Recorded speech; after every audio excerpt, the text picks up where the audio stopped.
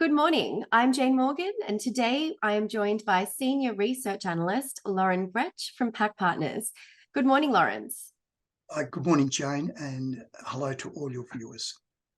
So, Lawrence, you recently initiated on Mongolian coal seam gas exploration company, TMK Energy, with a speculative buy recommendation and a price target of 4 cents. So why search for gas in Mongolia, and what's special about TMK's discovered resource? Oh, yes, indeed. In 1992, Mongolia became a democratic nation after being within the Soviet orbit. It realised it had fantastic resources, but it did need international help to develop them. And soon it welcomed that help, and we had some spectacular discoveries, including the Oyu Tolgoi copper gold discovery, which many would know about. But at the same time, about 20 years ago, coal seams were discovered that were both thick and high quality. Soon those coal measures were being exploited for sale to China and their steel mills. But people from Australia who have had experience of Queensland coal seam gas also saw potential, in fact, huge potential. And in that, companies like TMK sought to be involved in that industry and saw the potential there. So what TMK did was to team up with a local entrepreneur who was able to pick up some excellent and prospective ground, just as the legislation, the regulations changed to enable coal seam gas exploration and exploitation. Now, what has transpired is they took the approach of looking through over 2,000 coal bores. That's a fantastic endowment of information to high-grade areas for exploration. And indeed, last year, after drilling just 7 shallow wells, they were able to delineate over 1.2 trillion cubic feet of gas.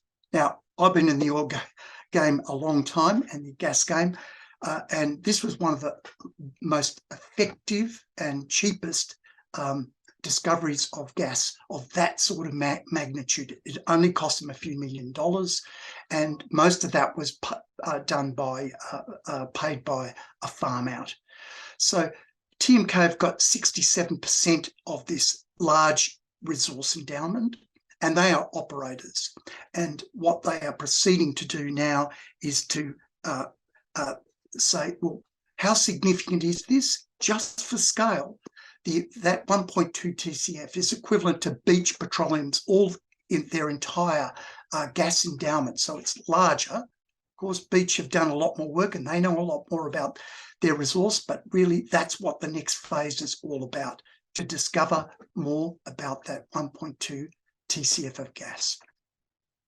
Thanks for that, Lawrence. And so what is the goal of the pilot program, and when can we expect some results?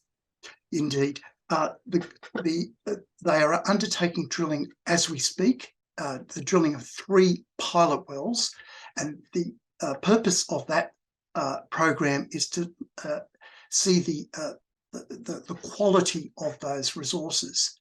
Now, what I haven't mentioned is the coal resources are about 50 metres or more in cumulative amount of coal, and there are indications of quite a lot of gas within them. So if we put it on a scale, in Queensland, you might get 10, 15 metres of coal, and they might produce maybe 5-6 billion cubic feet per square kilometre. But we're talking about at least double the amount of gas per square kilometre, and I've mentioned also the 50 metres. Now, what the pilot program will do, you drill your wells, you dewater the seams, the pressure in those seams comes down, and it enables gas to come more freely to the well bore. Now, measuring the rate at which you have to withdraw water and also the rate at which gas starts to come through is those commercial parameters that will make the difference between a very good resource or something that's maybe not developable. Now, we're at that stage. I don't know what the result will be, but I do know one thing. If we do get some good gas flows within the 6-month time period, the next time you do it, you can redesign wells. So I'm looking for some gas flows, reasonable gas flows, but beyond that, I would expect optimization. So I'm very hopeful, and the signs are very good because the resource itself appears very good at this level of knowledge. Thank you, Lawrence. And so is there more exploration and development activity to come? Yes, indeed. Over the next, in the December half, we expect 8 further wells to be drilled into another trend. And I'm very hopeful that, just like the first campaign, that they'll be able to add hundreds of BCFs to their resource endowment.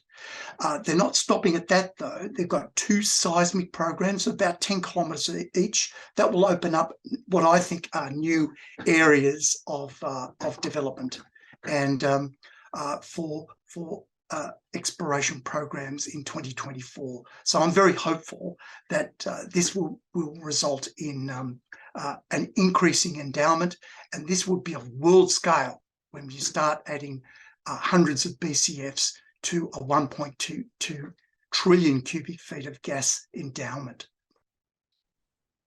Thanks, Lawrence. I know you touched on this earlier. So how significant is the Mongolian and Chinese gas marketing opportunity for TMK? Yes, indeed. There is a market in Mongolia for gas. In fact, they're less than 1 kilometre away from an existing coal operation, which uses expensive diesel to generate electricity. What they can do is provide, even within this pilot program, if there are decent flows, they can do a test run of producing power and selling to that coal mine. There's about 70 megawatts of opportunity to sell in the local area. That's a lot, but if they are able to prove up hundreds, if not trillions of cubic feet of gas, then the Ulaanbaatar market, where 50% of the entire population lives, becomes available to them. This is one of the most polluted cities in the entire world. They use a brown coal to fire up their power there, and it's quite a dirty affair. So natural gas would be a great health benefit as well as that. But the big market is China. China is already the largest consumer of energy on the planet, and they import about 14 billion cubic feet of gas every single day. To develop a 1 trillion cubic feet of gas field would only cater for China's need for 70 days. So what I believe is, if TMK are able to develop these fields, the market in China will absorb it all and want more at the end of it. So I'm very hopeful that TMK will renew their MOU with PetroChina, which is both a pipeline owner and a supplier of gas to the Chinese market. That would enable them a fast track to develop these large resources. So that's the TMK story. There's large upside there for a $75 million cap.